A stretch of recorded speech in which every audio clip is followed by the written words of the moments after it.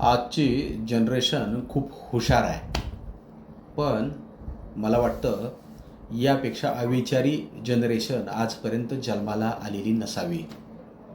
कारण आपण काय करतो आहोत आणि का करतो आहोत याचे परिणाम काय होऊ शकतात याचं भानच या पिढीला उरलेलं दिसून येत नाही. आज सहजच आंतरजालावरती एक लेख वाचनात आला, तो तुमच्यापुढं मांडण्याचा मी प्रयत्न करतो आहे. नमस्कार, मी विजय पाठक. आपल्या राजकीय रणभूमी या चॅनलमध्ये आपलं स्वागत आहे. गेल्या अनेक दिवसांपासून आपण जंतर मंतरवरील आंदोलनाचे व्हिडिओ पाहत आहोत. सोशल मीडियावर ते अक्षरशः फुल भरून गेलं आहे. हे व्हिडिओ कुठून आले? ते त्याच गर्दीतील लोकांनी शूट केले आहेत. त्यामुळं तिथं काय नेमकं चाललं आहे याचं चित्र स्पष्टपणे दिसून आलं. त्या गर्दीत तरुण मुलं आणि मुली आहेत. वय साधारण 20, 22, 25 वर्षापर्यंत. फॅन्सी कपडे, फॅन्सी हेअरस्टाईल करून जे जंतर मंतरवर अशा पद्धतीने फिरतायत, जणू काही ते आंदोलन नसून फॅशन शो किंवा काही पिकनिक स्पॉट आहे की काय, अशा पद्धतीनं. काही यूट्यूबर्स आहेत, काही मीडियाच्या कॅमेऱ्यासमोर ते बाईट देण्याचा प्रयत्न करतायत, काहीजण शिवीगाळ करतायत, काहीजण विचित्र घोषणा लिहिलेले फलक हातात घेत आहेत आणि हे जणू स्टेटस सिम्बॉल बनतंय की काय असं दिसून आलं. काही मुलींच्या हातात असे काही फलक दिसले की ज्यावर अश्लील आणि गलिच्छ घोषणासुद्धा लिहिलेल्या होत्या आणि ते वाचायलाही लाज वाटावी. देशाच्या पंतप्रधानांबद्दल आणि देशाबद्दल ज्या प्रकारची भाषा वापरली गेली ती तर धक्कादायकच होती. एका मुलीला असं म्हणताना त्या ठिकाणी दूरचित्रवाणीवरती दाखवलं की मोदींना गोळ्या मारा, आणि ती हसत हसत बोलत होती. अरे, जसं काही ती सामान्य गोष्ट आहे. पत्रकार तिला समजवत होते की अशा विधानांसाठी कायदेशीर जबाबदारी घ्यावी लागू शकते, पण तिला त्याचं काहीच गांभीर्य नव्हतं. म्हणजे आपण काय बोलतोय, त्याचे परिणाम काय होऊ शकतात याची जाणीवच नव्हती.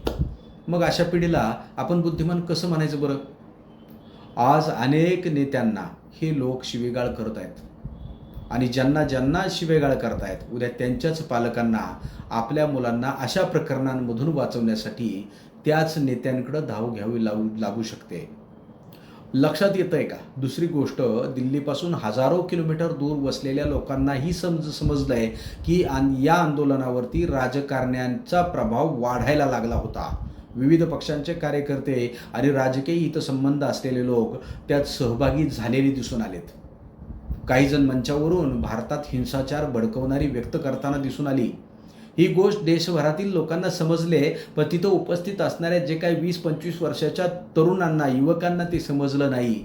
ते नेमकं कोणत्या अजेंड्याचा भाग झाले होते, कोण कोणाला कसं पाठिंबा देत आहेत, कोण कोणत्या उद्देशानं तिथं उभे आहेत, याचं भान त्यांना समजलंच नाही की राजकीय नेत्यांनी समजूनच दिलं नाही. यातली तिसरी आणि महत्त्वाची गोष्ट, प्रत्येक व्हिडिओमध्ये दिसतं की हजारो लोकांपैकी बहुतेकांच्या हातात मोबाईल आहे आणि कॅमेरेसुद्धा सुरू आहेत. याचा अर्थ काय? आजच्या काळात अनेकांना शॉर्टकटने प्रसिद्ध व्हायचं आहे. कोणी दुसऱ्याचा व्हिडिओ काढत आहे, तर कोणी त्याचा स्वतःसाठी किंवा काही बोलायसाठी किंवा काही करायसाठी ते तयार असताना दिसून आले. अश्लील भाषा, कॅमेरा वळवण्यासाठी केलेली हिंसक वक्तव्य आणि कायद्याच्या विरोधासाठी जाणारी विधानं, फक्त व्हायरल व्हायचं आहे आणि एका रात्रीत प्रसिद्ध व्हायचं आहे, अशी जणू काही चढाओढच लागली होती. क्रांती या शब्दाचं वजन पेलण्याची पात्रता आपल्यात आहे की नाही याचा विचार अनेकजण करताना दिसून आलेच नाहीत. आणि सर्वात महत्त्वाची गोष्ट, सरकारने लाठीचार्ज करू नये, पोलिसांनी कारवाई करू नये अशी अपेक्षा ठेवली जाते, पण दुसऱ्या बाजूला पोलिसांवरती सुद्धा दगडफेक करताना दिसून आली. पेपर स्प्रे, पत्रकारांवरती हल्ले, पोलिसांच्या गाड्यांची तोडफोड आणि संसदेत घुसण्याचे जे काही प्रयत्न केले गेले ते सगळे दिसून आले. आणि हे सगळं करूनही कारवाई होऊ नये अशी अपेक्षा कशी ठेवता येईल बरं? त्या गर्दीत काही लोक अराजकता निर्माण करण्यासाठी आले होते, काही राजकीय हेतूने आले होते आणि काही उरलेल्या तरुणांना कदाचित आपण नेमकं कशाचा भाग बनलोय याचंही भान नव्हतं. त्यांच्या पालकांना कदाचित ते तिथं असतील याचीही माहिती नसेल. मग या पिढीला भरकटवलं कुणी? या पिढीला तिथं पोचण्यासाठी सांगितलं कुणी? ही पिढी अनेकदा पालकांच्या नियंत्रणाबाहेर आहे. हॉस्टेल आणि कोचिंगमध्ये राहणारे अनेक युवक युवती सहजपणे अशा आंदोलनामध्ये सहभागी होत आहेत. आम्ही आंदोलनाचा भाग आहोत हे जणू फॅशन स्टेटमेंट झाले की काय? पण आंदोलन म्हणजे काय, त्याची किंमत समजणं महत्त्वाचं आहे. कोणत्याही आंदोलनाला तेव्हा आंदोलन म्हणता येईल जेव्हा सक्षम नेतृत्व असतं, लोकशाही मार्गाने मांडलेल्या न्याय मागण्या असतात आणि ते पूर्णपणे अहिंसक असतं. ज्या क्षणी हिंसा सुरू होते त्या क्षणी आंदोलनं अराजकतेमध्ये बदलतं आणि अराजकता रोखणं हे सरकारचं कर्तव्यच असतं ना.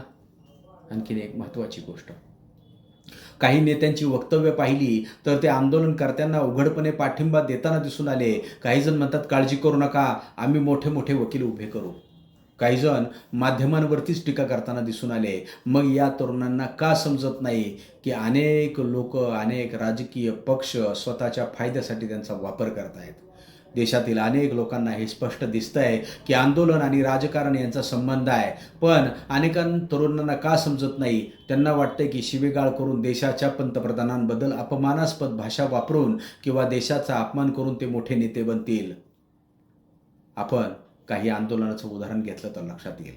एक JP आंदोलन झालं, भारतातील सर्वात मोठ्या आंदोलनापैकी एक होतं. पण आजच्या अनेक तरुणांना कदाचित JP कोण होते हे माहीत नसेल. सोशल मीडियाच्या युगात वाचन आणि इतिहास जाणून घेण्याची सवयच कमी होत चालली आहे. JP आंदोलनात लाखो लोक सहभागी झाले होते आणि त्यापैकी नेते किती जण झाले, बाकीच्या लोकांचं काय झालं? कित्येकांनी लाठ्या खाल्ल्या, तुरुंगवास भोगला, अनेकांचं कुटुंबाचं नुकसान झालं, शेतं विकली, नोकऱ्या गेल्या, आईवडिलांचं सोनं नाणं गेलं. बघा, नंतर सरकारं बदलली, व्यवस्था बदलली, त्या लाखो लोकांचं आयुष्य बदललं का हो? अण्णा हजारे यांच्या आंदोलनातही असंच झालं. त्या आंदोलनातून काही नेते पुढे आले, पण सामान्य कार्यकर्त्यांच्या वाट्याला काय आलं? आजही त्या आंदोलनात सहभागी झालेल्या अनेक लोकांना विचारलं तर कदाचित त्यांच्या आयुष्यातील काही मोठ्या पश्चातापांमध्ये त्या काळाचा उल्लेख आढळतो किंवा केला जातो. म्हणूनच इतक्या स्पष्ट गोष्टी समोर दिसत असतानाही जर त्या समजून घेण्याची तयारी नसेल तर अशा पिढीला सर्वात बुद्धिमान पिढी म्हणणं मला तरी योग्य वाटत नाही. तुम्हाला काय वाटतंय कमेंटमध्ये सांगा. कारण पिढी घडवण्याची जबाबदारी आपली आहे. आपण जर स्वतःला सुज्ञ म्हणतोय, आपण जर समजूतदार म्हणतोय, तर माझा पोरगा, माझ्या शेजाऱ्याचा पोरगा, माझ्या मित्राचा पोरगा आणि ओळखीची असणारी मुलं यांना शिक्षणाकडेच आकर्षित करून त्यांना त्यांच्या भवितव्यासाठी, त्यांना त्यांच्या भविष्यासाठी उभं करून देणं हीच आपली जबाबदारी आहे ना. धन्यवाद.